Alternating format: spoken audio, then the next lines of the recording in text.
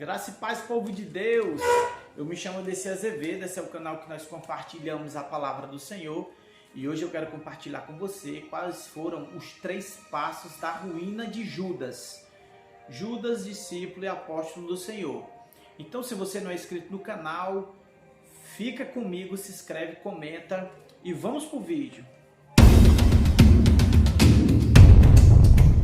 Pois bem, querido, o primeiro passo foi que Judas não guardou o seu coração. A palavra de Deus diz em Provérbios 4:23, sobre tudo que se deve guardar, guarda o teu coração, porque dele procedem as fontes da vida. Judas, ele não guardou o seu coração. Judas foi um discípulo escolhido pelo Senhor, veja que privilégio. Muitos desejaram ser, mas ele foi um dos 12. Jesus próprio disse, eu escolhi 12, mas um de vós é um diabo. Ou seja, ele escolheu. Judas tinha tudo para ser bem sucedido no ministério. Judas, segundo a sua biografia, ele era o mais entendido, era um dos mais estudados, mais estudiosos. Tanto é que ele foi a pessoa que foi responsável por cuidar das finanças que entravam no ministério de Jesus. A Bíblia diz que Cristo recebia muita ajuda financeira. Tanto é que as mulheres ajudavam Jesus. E tinha alguém para cuidar, tinha alguém para administrar. E esse que cuidava era Judas. E ele, quando viu que muitas das vezes o dinheiro entrava, ele não guardou seu coração, ele deixou se corromper.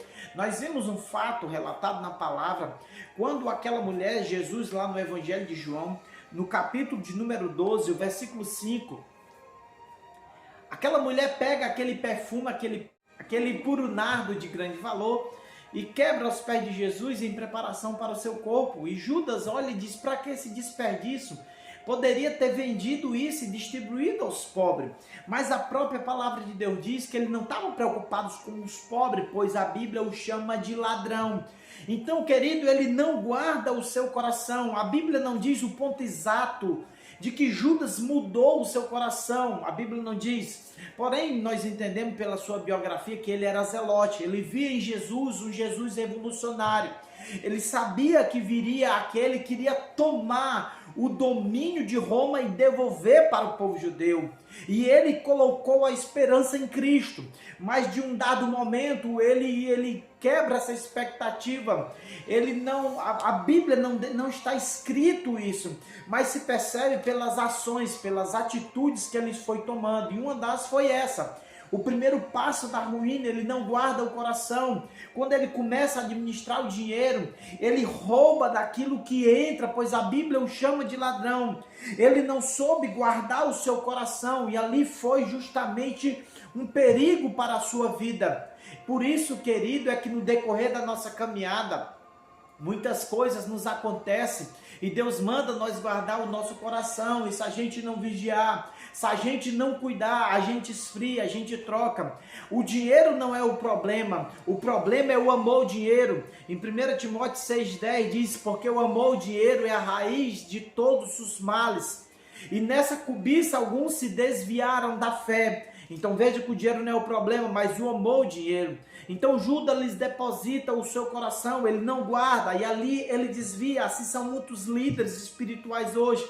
A segunda coisa que eu vejo que foi a ruína, o segundo passo da ruína foi Judas trocou o seu ministério por dinheiro. Lá em Mateus 26, a partir do 14 em diante, ele já maquinando, arquitetando, já influenciado pelo diabo, já estava totalmente denunciado, pois Jesus o próprio denunciara, como o próprio diabo o tomara. E ele ali, amado, ele em comunhão com os líderes, ele arquiteta justamente vender Jesus por 30 moedas de prata, e assim o faz. Ele estava totalmente convertido para o mal, ele estava totalmente debruçado para o erro, ele estava totalmente pisando justamente o sagrado, e ali ele converte o seu coração, e não só planeja, mas executa e vende Jesus, traz Jesus com um beijo naquele momento, porque os guardas, era noite, não conhecia Jesus, e ele identifica e diz: aquele a quem eu beijar é aquele mesmo que o é. E ali foi o seu segundo passo para a sua ruína, foi justamente trocar o seu ministério. E quantos hoje têm trocado o seu ministério? Muitos homens de Deus, mulheres de Deus, pelo momento, por dinheiro, a gente vê isso. A gente vê isso todo instante, homens que outrora influenciaram, homens que outrora tinham unção de Deus, tinham poder de Deus, mas quando viu o metal entrou nas suas vidas, eles trocaram seus ministérios por dinheiro, pelo amor ao dinheiro, querido. E a gente tem que ter cuidado, você, nós, todos nós devemos ter cuidado, no decorrer da caminhada, nós não trocarmos Jesus, nós não abandonarmos Jesus. Nós não é só por dinheiro, tem muitas outras coisas que fazem com que tentam nos influenciar para nós trocar aquilo que nós recebemos. Judas recebeu o Espírito Santo, recebeu a autoridade de expulsar demônios, sim. Ele mais os 11 receberam e ele trocou. É por isso que tudo que tem que guardar, eu digo de novo, guarda o coração, que é a fonte de vida. A terceira coisa, querido, que foi trágico, ele acabou matando-se. Após Jesus ser condenado à morte, ele fica comovido, não se arrepende, mas enche uma comoção, uma certa tristeza, mas ele não volta para se arrepender, pelo contrário, ele joga as 30 moedas aos pés daqueles que pagaram, ele joga dizendo que tinha traído um inocente, e ele enche seu coração não de perdão, mas de remorso, e ele joga a moeda, e a Bíblia diz que ele sai para se enforcar. Veja que o fim foi trágico, veja que o terceiro passo da ruína foi isso, ele saiu tirando a sua própria vida e consequentemente perdendo a salvação. A Bíblia diz que ele sai para se enforcar, e lá em Atos vai dizer que ele se rebenta ao meio. Bem, verdade é que ele se enforcou, e com certo tempo a corda quebrou e ele se rebanta e as suas entranhas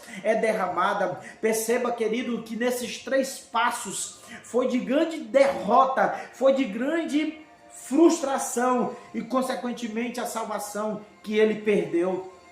E isso nos traz um alerta, e isso nos traz, querido, um alerta. Esses 3 passos da ruína de Judas nos traz um alerta. Aonde é que nós estamos levando o nosso ministério? Aonde é que você está andando a sua vida? Como é que você recebeu essa palavra da salvação, essa novidade de vida através do Evangelho, e para onde você está caminhando? E essa palavra serve de alerta para nós, para que nós não venhamos trilhar os caminhos das ruínas de Judas, e sim trilhar caminhos que nos levam à salvação.